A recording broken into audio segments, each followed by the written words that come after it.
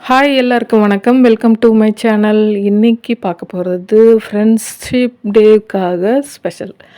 Friendship டேவுக்காக நான் வந்து make பண்ணது ஃப்ரெண்ட்ஸுன்ற லெட்ரு வந்து எடுத்திருக்கேன். சைடில் 2 ஹார்ட், ஒரு ஸ்டார் டைப்பு, ஹார்ட் டைப்பும் இருக்குது, ஸ்டார் டைப்பும் இருக்குது.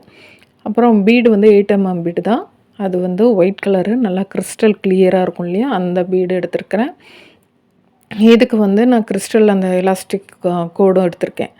அதை 2 லைனாக நான் வந்து கோத்துருக்கேன். இதுக்கு ஒரு கட்டர் அவ்வளோதான் தேவை, வேறு எதுவும் தேவையில்ல. அப்புறம் நீடில், நான் ஏற்கனவே வீடியோஸ்லலாம் போட்டிருப்பேன் நீடில் வந்து வாங்கினது. அதை உங்களுக்கு வேணும்னா சர்ச் பண்ணி பாருங்கள்.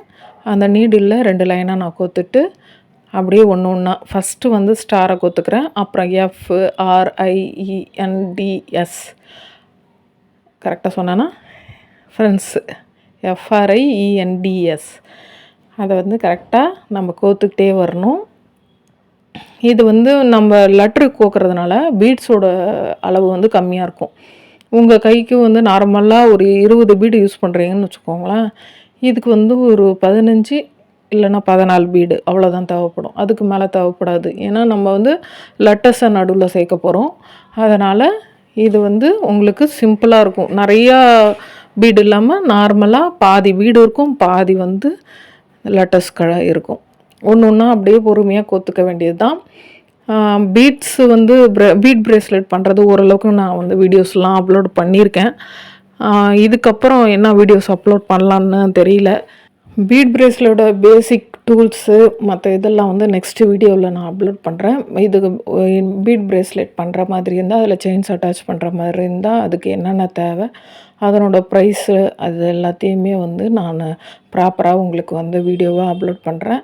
அது முடிஞ்சதுக்கு பிறகு அடுத்தடுத்தது எனக்கு ரெசின் பண்ணிகிட்ருக்கேன் தான். ஆனால் வந்து அதை உங்களுக்கு பண்ணணுன்னா ப்ராப்பராக அதை வந்து நான் ரெடி பண்ணணும். பசங்க இருக்கிற நேரத்தில் என்னால் பண்ண முடியாது. பசங்க இல்லாத நேரத்தில் தான் நான் பண்ண முடியும். ஏன்னா அது கெமிக்கல் இது.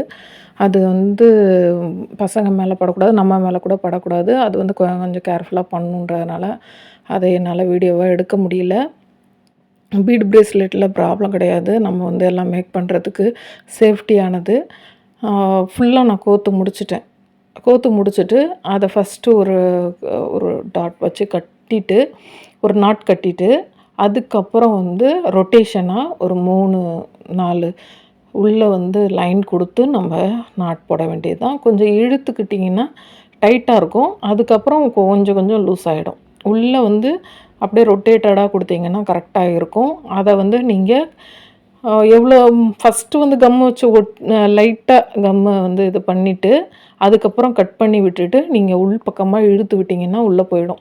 எந்த பீடுக்குள்ளே போகுதுன்னு பாருங்கள். நார்மலாக ரவுண்ட் பீடில் போகுதா இல்லை லேட்டஸ்ட் பீடில் போகுதான்னு பாருங்கள். எதில் போதோ அதுக்குள்ளே வந்து சென்டர் பண்ணி விட்டுட்டிங்கன்னா நமக்கு வந்து பிரேஸ்லெட் ரெடி ஆகிடும். அடுத்தடுத்த வீடியோவில் நான் வந்து இதனோட ஃபுல் டீட்டெயிலும் நான் போடுறேன். ஏன்னா பிரேஸ்லெட் மேக் பண்ணுறதுல என்னென்ன மெட்டீரியல் தேவைன்றதை நான் இன்னும் போடலை. ஜஸ்ட்டு வந்து வாங்கின பொருளெல்லாம் பர்ச்சேஸ் பண்ணதை உங்களுக்கு காமிச்சிட்ருந்தேன். இந்த பிரேஸ்லெட் எப்படி இருந்துச்சுன்னு வந்து கமெண்ட் செக்ஷனில் கமெண்ட் பண்ணுங்கள். நீங்கள் பிரேஸ்லெட் வேர் பண்ணும்போது நார்மலாக நம்ம இது மாதிரி இப்போ வளையல் மாதிரி இது பண்ணாமல் ஜஸ்ட்டு ஒரு ரொட்டேட் பண்ணி நீங்கள் போட்டிங்கன்னா பிரேஸ்லெட் வந்து லைஃப் வரும். இங்கே பிடிச்சி இழுத்த மாதிரி போட்டிங்கன்னா சீக்கிரம் பிச்சுக்கும். அதனால் ரொட்டேட்டடாக உருட்டி விட்ட மாதிரி பண்ணுங்கள். இவ்வளோ நேரம் என் வீடியோ பார்த்த ரொம்ப நன்றி. இந்த வீடியோ பிடிச்சிருந்தனா லைக் பண்ணுங்கள், ஷேர் பண்ணுங்கள், சப்போர்ட் பண்ணுங்கள், சப்ஸ்கிரைப் பண்ணுங்கள். அடுத்த வீடியோவில் பார்க்கலாம். தேங்க்ஸ் ஃபார் வாட்சிங். பாய்.